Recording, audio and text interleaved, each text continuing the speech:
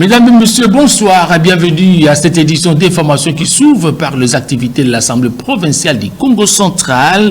Le président de l'Assemblée provinciale du Congo central, honorable Papi Mantezolo, a été donc informé de l'opération recrutement des ouvriers pour la rénovation et l'extension du port international de Matadi. Eh bien, cette annonce a été faite par le directeur de projet, M. Justin Emigo, au nom de l'EIFEJ, Société de génie civil.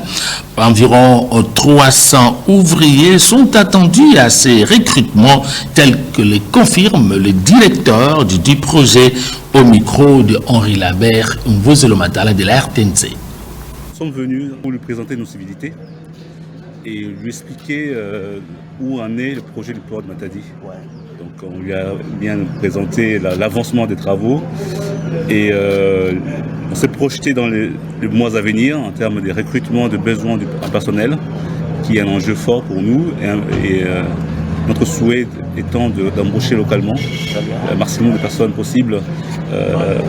On table sur 200 à 300 personnes embauchées localement. Donc c'est quand même un projet qui aura un impact sur le tissu local et qui est un projet important pour que l'autorité provinciale, le président de l'Assemblée, soit au courant de ce qui se passe chez lui. On a démarré par la démolition de la chaussée en béton. On en est encore à ce stade-là. Il y a 7 hectares à démolir avant d'entamer la réhabilitation. Alors, il nous a très bien accueillis. Il est enthousiasmé par le projet, par la réhabilitation du port. Il en connaît l'impact et l'importance sur le plan socio-économique. Donc il va nous accompagner sur ce projet de telle sorte que ce soit une réussite pour la province. La même délégation est allée au gouvernorat de province du Congo central où elle a été reçue en audience par le numéro 1 de la province du Congo central grâce Nkwanga Maswangi Bilolo. Au menu, faire part à l'autorité, bien sûr, de l'état d'avancement des travaux de modernisation des différents quais du port international et de Matadi pour le compte de Matadi Corridor Terminal à conteneur MCTC que dirige le directeur général de l'entreprise de génie civil. Suivez donc ce reportage du gouvernorat de province. Le directeur général de l'entreprise de génie civil EIFEJ International Afrique, Simon Chamoret, qui recevait en audience le gouverneur du Congo central, Nkwanga Maswangi Bilolo, est allé pour présenter à l'autorité provinciale l'état d'avancement des travaux de modernisation de quelques quais au port international de Matadi de l'Onatra, exécutés par son entreprise. Et je suis venu rendre visite à ma direction de projet qui s'occupe du projet d'extension du quai de Matadi pour nos clients MSC. Et nous avons rencontré son Excellence Monsieur le Gouverneur dans une visite de courtoisie pour venir nous présenter dans le cadre de ce projet-là et lui témoigner de toute notre sympathie et notre estime pour nous accompagner dans ce projet. Nous avons reçu un accueil très chaleureux, très enthousiaste pour ce projet qui est d'envergure très importante pour l'économie locale et même plus régionale, voire nationale. Et donc on a une très bonne communication avec son Excellence Monsieur le Gouverneur. Saluant la qualité de l'accueil réservé à la délégation, Justin Migo, directeur de projet de EIFEJ International Afrique, donne des explications techniques sur la nature de ces projets qui entrent dans une phase active de mise en œuvre, chiffres à l'appui. Le projet consiste à réhabiliter le TCM, donc l'ancien quai Fuka. On réhabilite le terre-plein central et on construit un nouveau quai devant le quai existant. Donc c'est un projet sur 27 mois, plus de 100 millions d'euros. C'est un projet qui va occuper plusieurs centaines de personnes avec 200 à 300 embauches localement. Donc, économiquement, c'est un projet qui va rayonner sur la province. Voilà. Notre client, c'est MCTC, Matadi Corridor Terminaux à conteneurs, qui a la concession des quais 5, 6 et 7 du port de Matadi.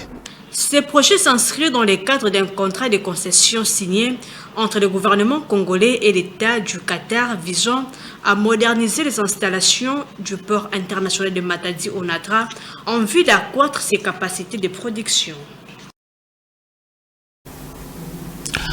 Il est organisé un atelier sur la protection et lutte contre le trafic illicite de patrimoine culturel mobile en RDC, bien sûr, dans la province du Congo central, et précisément à Mbanza-Ngungu du 24-28 février courant. Le ministre provincial de la Culture, Art et Patrimoine du Congo central, Jean Cornelius Mbilou, a représenté l'exécutif provincial.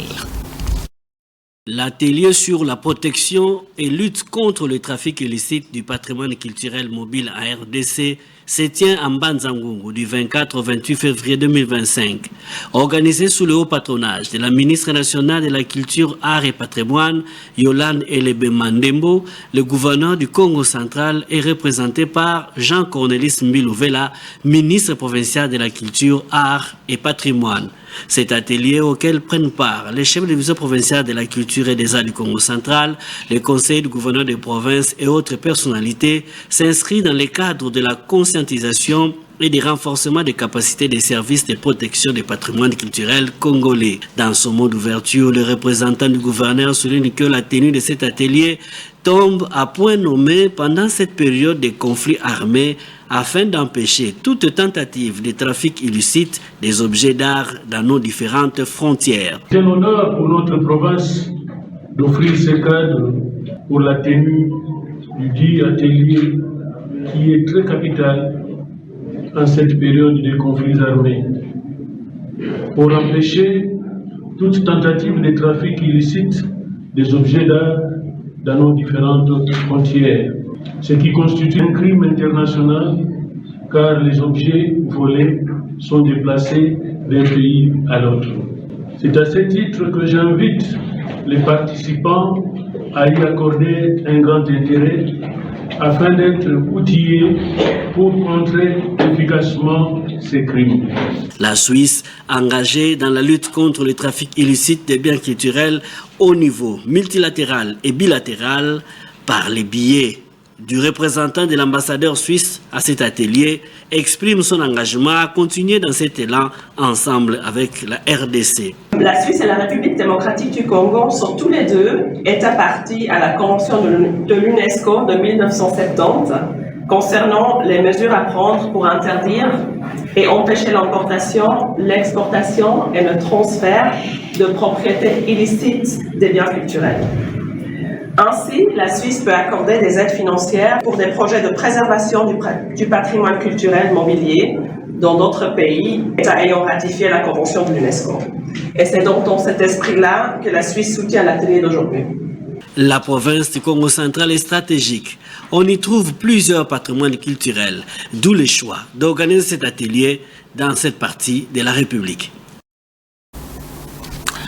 Le maire de Matadi, Dominique Kodiambete, lui, a été conduit par les éléments de la police nationale congolaise à la découverte d'un tunnel au pont Pozo servant de refuge aux criminels.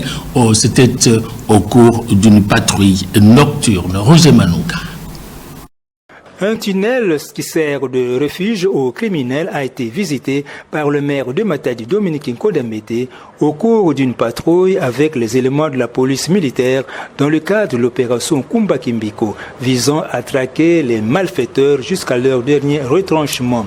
Situé en dessous du pont Pozo, ce tunnel est un lieu où se cachent les criminels qui sèment la terreur et la désolation dans la ville après avoir commis leur forfait. Selon la police militaire, un criminel a été appréhendé dernièrement avec une arme à feu dans ce lieu. Dans ce domaine de la sécurité des personnes et de leurs biens, le maire de Matadi, Dominique Nkodambete, ne dort pas sur ses lauriers, car à chaque instant, il multiplie les stratégies ensemble avec le service de sécurité afin de garantir la paix et la sécurité à ses administrés.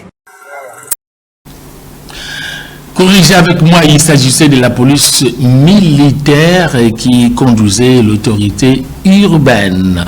Tout à fait autre chose, un culte œcuménique a été organisé le 22 février dernier au temple de la communauté Bundoudia Kwanza par les églises des Noirs et Nzila Congo, juste pour soutenir les FARDC, les Wazalendo et le chef de l'État, président de la République, face à l'agression dont la République démocratique du Congo est victime dans sa partie est.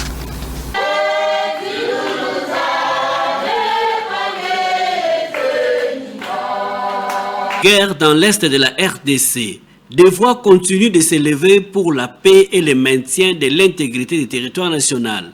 Le samedi 22 février 2025, les églises des Noirs, Nzila Congo de Matadi, réunies au sein du regroupement Kintwadi Kamabundo Manzila Congo Mouafelika International, Kameneka en sigle, se retrouvent au temple de la communauté Bundu d'Akia Kwanza, au quartier Ngadi, dans la commune de Mvuzi, dans un culte écuménique des églises de la religion ancestrale pour soutenir au front les FARDC et les Wazalendo, ainsi que le chef de l'État, Félix Tshisekedi, garant des institutions de la République, tout en implorant les forces surnaturelles ancestrales afin de barrer la route aux impérialistes et au pillage des ressources minières dont dispose la RDC. Ces cultes connaît le soutien des chefs coutumiers, détenteurs du pouvoir ancestral et gardés des terres, venus notamment de Kisunga, Kionzo, Kinzao, sous la conduite du patriarche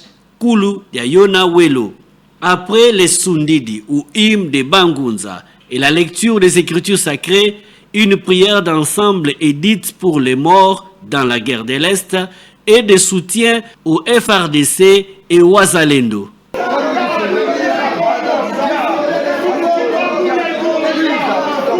L'évêque Mamona Mamongi, président représentant légal de Kameneka, lit ensuite deux testaments. D'abord, la charte de l'impérialisme du 18 juillet 1888 et ensuite le testament de Maréchal Mobutu.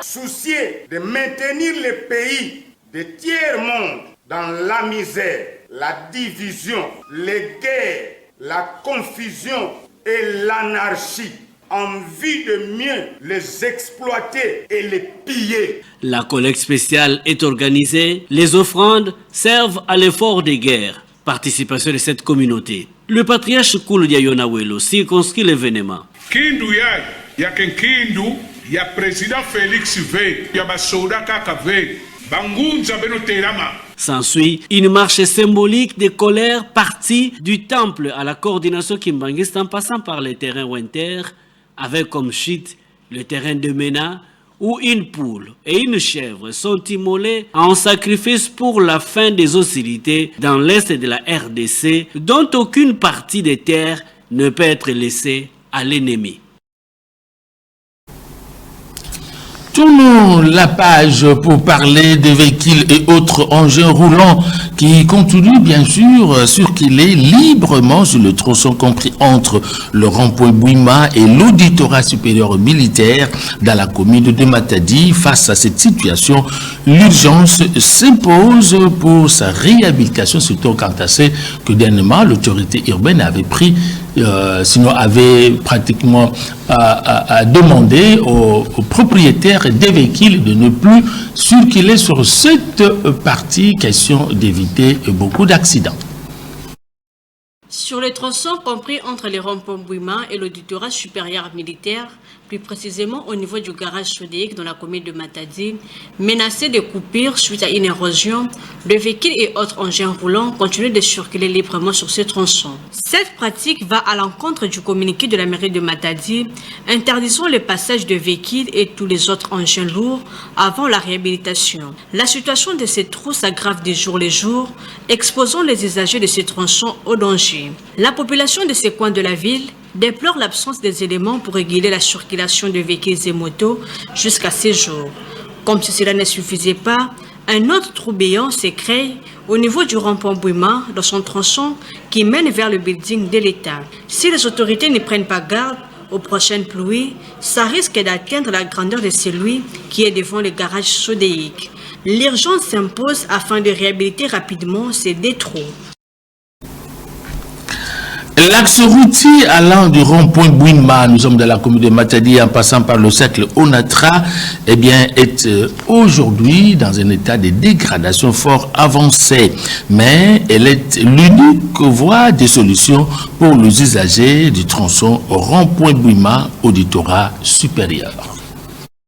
Face aux dangers qui courent, les usagers du tronçon, compris entre le rond-point Bouima et l'auditorat supérieur militaire, la route Mbelolo est l'unique voie de solution pour pallier à cette situation. Mais malheureusement, elle est en état de délabrement très avancé. De multiples nuits de poules, des trous béants se sont formés en plein milieu de la chaussée, rendant ainsi la circulation très difficile aux véhicules et taxis motos. 7 acteurs partent du rond-point Bouima en passant par le cercle Onatra pour déboucher jusqu'à la route qui mène vers Nzassa. Les chauffeurs taxis de véhicules et motos déplorent l'état de cette voie car ils sont exposés à plusieurs pannes. Cette situation ne date pas d'aujourd'hui et la circulation des engins est devenue un casse-tête. L'importance de cette route n'est pas à démontrer et sa réhabilitation est une solution pour les usagers de ce tronçon ainsi que celui du rond-point Bouima, l'auditorat supérieur militaire. Sport à présent, championnat édition 2024-2025 au Congo central, en tout cas dans les cadres de football féminin, l'équipe de Promosport est sacrée champion du Congo central. Un match de la finale disputé dimanche 23 février dernier au stade Damar de Matadi, le club Promosport, en tout cas, a étrié le football club Espoir du Congo central de Kassangoulou, 4-0. Les films du match dans ce reportage par José Émérite Mamina Sakidila. Le football club féminin Promosport est le vainqueur du championnat provincial de football édition 2024-2025 organisé par la commission provinciale du football féminin du Congo central, dirigée par Madame Véronique Kassazeza. Un match comptant pour la première place, disputé le dimanche 23 février 2025 au stade Damar de Matadi, le football club féminin Promosport du président Jean-Claude Makai, vêtu en rouge, a ainsi classé le football club féminin Espoir du Congo central de la cité de Kassangoulou, vêtu en bleu sur un score sans appel de 4-0. Lucie Lao a ouvert le score à la 10e minute. Mose Kadino a doublé la mise à la 13e minute. Safi Kassongo a marqué le 3e but à la 55e minute. Et Pemba Ndunda a fermé la série avec le 4e but à la 65e minute. Ce score de 4 buts à brosse est resté inchangé jusqu'au coup de sifflet final. Cette écrasante victoire, synonyme de la qualification au championnat national, suscite la joie.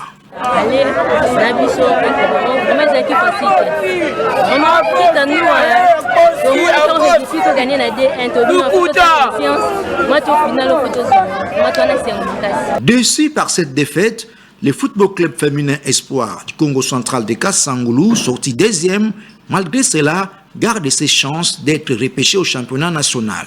D'où la décision d'améliorer.